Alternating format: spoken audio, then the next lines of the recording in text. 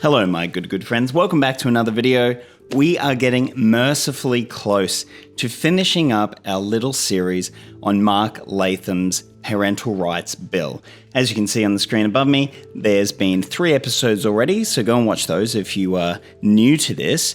This time we are focusing on the criticism that has been levied at the bill by a lot of different groups, and it deserves to be put out there and be highlighted because there are people who maybe ignorantly, maybe they haven't thought about this before, maybe they've been taken in by kind of the mainstream rot from, Sky News and things like that they don't understand what the actual problems are with this bill. And so we're going to go through those today and lay them all out.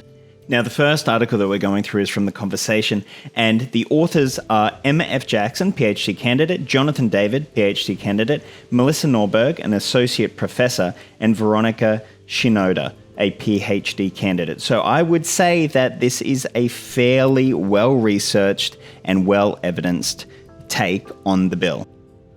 New South Wales inquiry rejects expert advice on parental rights bill, and it will cause students to suffer.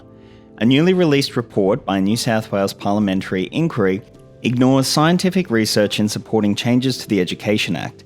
These changes are likely to add to the risks of harm that transgender and gender-diverse young people face. Schools need to provide appropriate care to all students. The proposed changes to the law will prevent staff from doing that for transgender and gender-diverse young people. By further marginalising them, the changes could increase their already high rates of bullying, mental illness, and suicide. The Education Committee's report ignored scientific research findings and recommendations presented in submissions to its inquiry into the Parental Rights Bill. One Nation MP Mark Latham, who introduced the bill to Parliament last year, chaired the committee. Its report endorsed proposed amendments to the Education Act of 1990 and Bulletin 55 transgender students in schools that will prevent schools from teaching that gender and sex are distinct concepts. The amendments may also prevent school staff from affirming and supporting their transgender students until consent has been gained from potentially unsupportive parents and lengthy, expensive medical procedures have been completed. By preventing appropriate care for all students, such changes will further alienate and marginalise transgender and gender-diverse young people. And there's this tweet here from Education HQ, and it says, Mark Latham's Parental Rights Bill is unworkable and dangerous and has teachers and principals squarely in its sights. What does the science say about sex and gender? Scientific research has for many decades regarded sex and gender as distinct but related. Sex refers to the biological and anatomical characteristics attributed to males and females. Gender encompasses the social and cultural characteristics of men and women, for example, personality, stereotypical interests, and behaviour. Researchers recognise that sex and gender can be more related for some individuals and less related for others. Scientific research also acknowledges that neither gender nor sex is binary. The physiological characteristics used to define sex, such as chromosomes and external genitalia, can display variation outside a clear division of male and female. Moreover, both cisgender, sex and gender are in alignment, and transgender, sex and gender do not align. People may engage in gender nonconformity through their styles of dress, interests, and behaviours. Non-binary individuals can also have characteristics of both men and women, change between the categories, and or see themselves as being outside the binary of male and female. What are the risks of harm? Rates of mental health problems are much higher in gender non-conforming youths. In Australia, up to 3 in every 4 of these youths have been diagnosed with depression and or anxiety. Much of this is due to school experiences such as peer rejection and bullying. Alarmingly, 1 in 2 transgender and non-conforming youths have attempted suicide, and about 4 in 5 report self-harm or suicidal thoughts. Those who experience victimization in school are 4 times more likely to attempt suicide than those who are not victimized. Schools have a pivotal role to play. Support and acceptance from teachers and peers are important protective factors in reducing rates of mental health concerns and suicidality. Support for gender non-conforming young people significantly reduces their risks of depression and suicidality. A positive classroom climate increases the academic success as well as the safety of these students. Report ignores science. According to the committee report, teaching about gender diversity should be avoided due to concerns of a social contagion effect. In 2018, a research paper examining gender dysphoria, the experience of distress due to the incongruence of gender and sex, suggested social contagion might explain why some parents surveyed reported more than one young person within their child's friendship group began identifying as transgender at a similar time, despite the overall low prevalence of transgender children in the population. Criticism of this paper and its methodology led to it being corrected. The paper was republished alongside additional text that noted the significant weaknesses of the study design and the limitations of the findings. An earlier study showed siblings of transgender children displayed flexibility in their gender stereotype knowledge while retaining their sense of gender as cisgender. Thus, we currently have no strong scientific reason to believe that learning about gender diversity leads to people misattributing their gender. Some parents may be concerned that children may incorrectly claim a transgender identity. However, comprehensive education about gender will ensure students are well equipped to understand and determine their gender. Some tweets now from the New South Wales Council for Civil Liberties. And surprise, the inquiry into Latham's anti-education bill, chaired by Latham, yes, he chaired the inquiry into his own bill, supported his divisive legislation.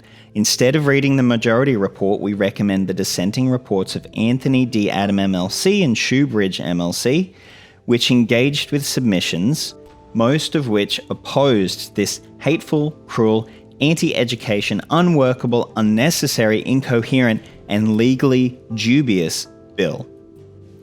This education also will provide a supportive environment for all students to explore their interests without fear of judgment by peers or punishment by schools. Students will be inspired to take part in activities that were once stereotypically gendered. For example, more girls may pursue science and technology, while more boys may consider teaching. What should schools be able to do?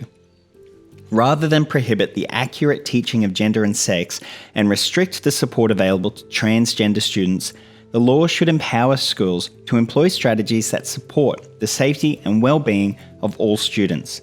Such strategies should include teaching about gender in a scientifically informed, inclusive manner, using correct pronouns, training teachers in how to support gender non-conforming students.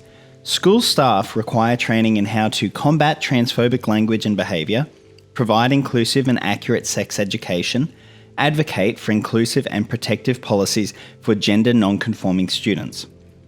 Every child deserves a supportive, quality education based on science. Equality Australia has made it easy for you to convey this sentiment to your political leaders. The next article we're looking at is from the Star Observer, and it starts spectacularly with New South Wales Parliament Committee endorses One Nation MLC Mark Latham's anti-trans bill.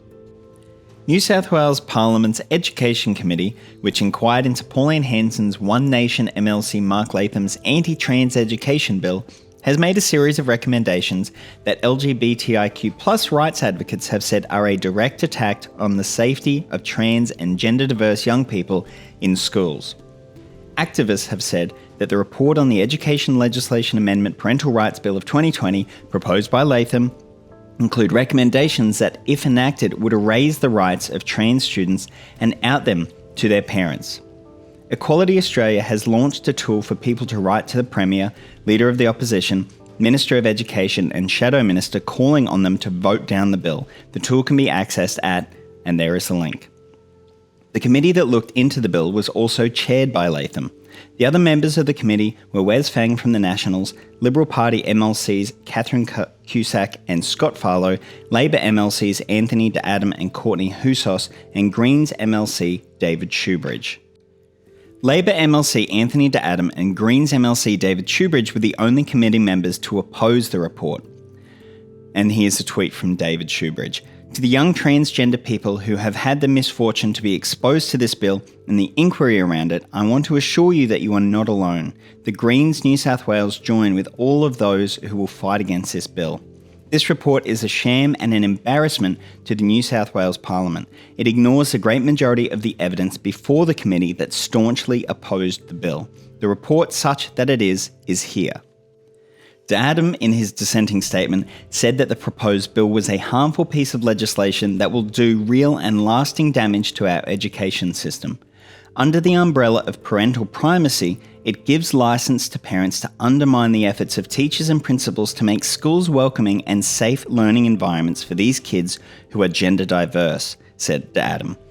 Shoebridge said that the bill should be consigned to the dustbin of history as the last throes of a transphobic right-wing politics that has no place in our society. Outing trans students to parents. Among the parental primacy provisions that the committee has endorsed are recommendations that would make it near impossible for trans and gender-diverse students to confidentially come out to their teachers or school counsellors. The report has recommended that school staff should be required to inform parents about the gender or gender transition of a student at the school. The only exceptions are when there is a court order or advice from the Government Child Protection Agency. The report also endorses provisions that will bar high school trans students from participating in sports teams that align with their gender, and only trans girls who have undergone full medical transition would be allowed to use female toilets or facilities. The report further says that students aged below 18 can participate in LGBTQI+ student support groups at school only if they have been granted consent by their parents. Bill likened to Thatcher-era Clause 28. Just Equal Australia spokesperson Dr. Charlie Burton said that the Latham's bill echoed the Thatcher-era Clause 28 law in Britain from the 1980s that forbade local authorities and schools from promoting homosexuality.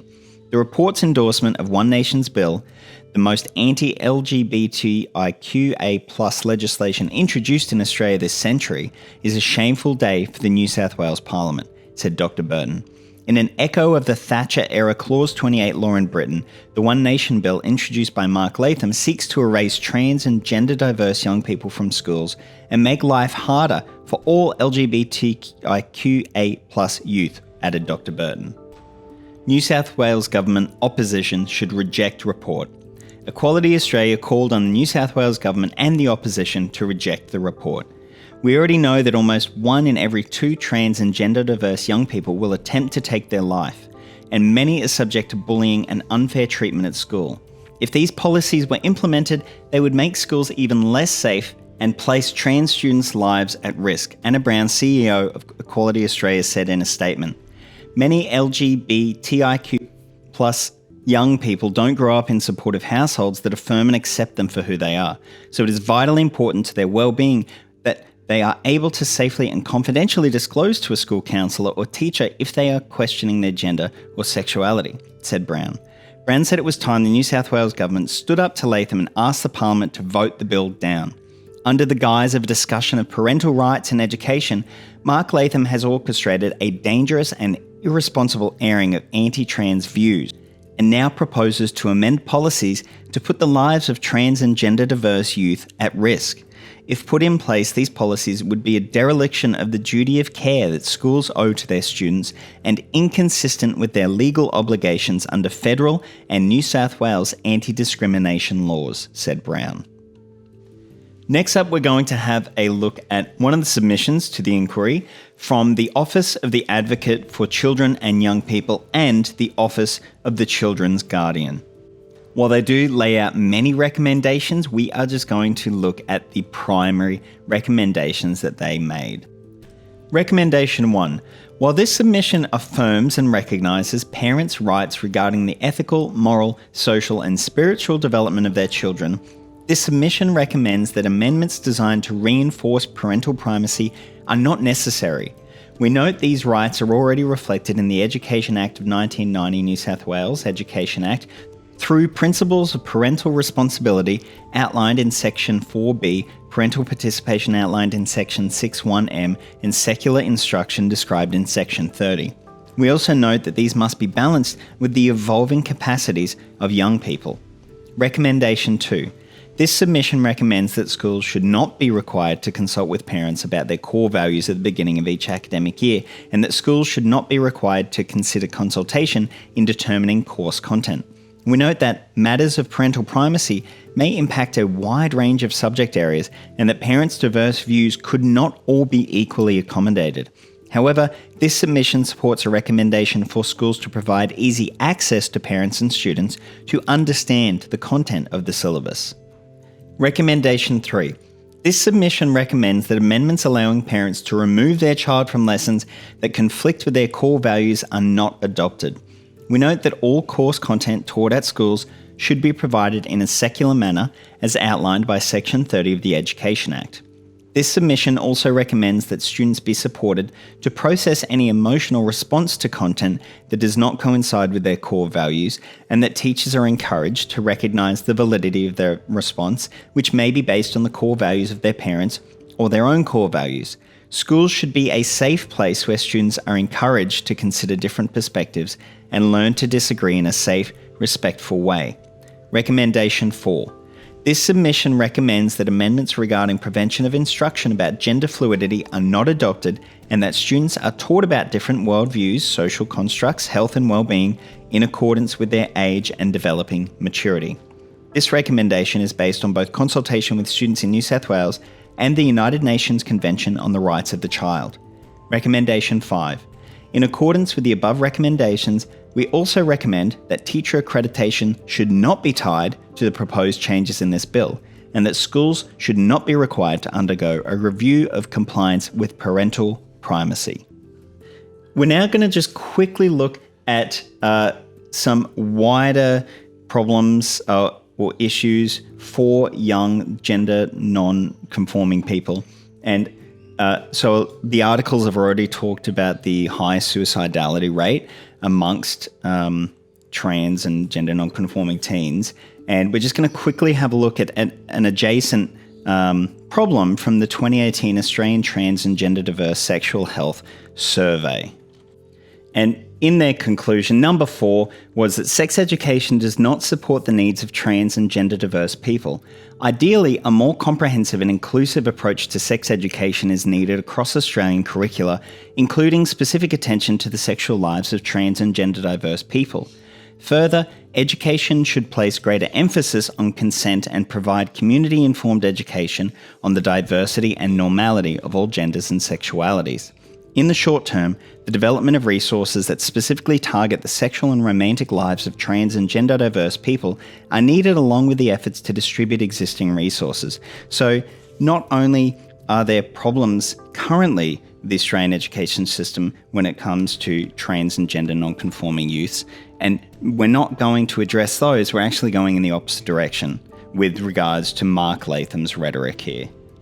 If you've made it this far, I do really want to thank you. This has been a longer video as part of a longer series looking at this bill, and it hasn't been great. I have to say, I dislike Mark Latham more now than I did before, and I didn't think that was possible.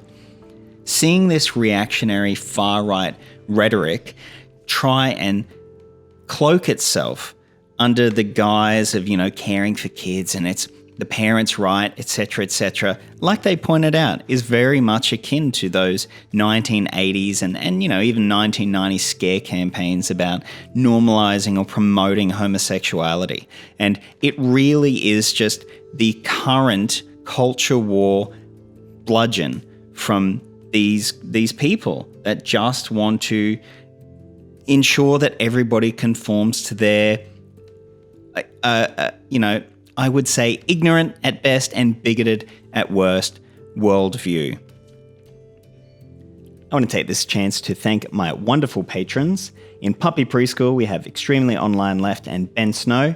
My guard doggo is Jordan Mark. And to A. Zeitlo, Dangwin, and Jackson Orville, you are very good boys. If you're interested in supporting me, head on over. I'm about to release 3 new tiers that have merch as well as a patron-only podcast that will be for all tiers. You can give me $1 a month and get access to that weekly podcast. Thank you very much for listening, and I hope you have a great day.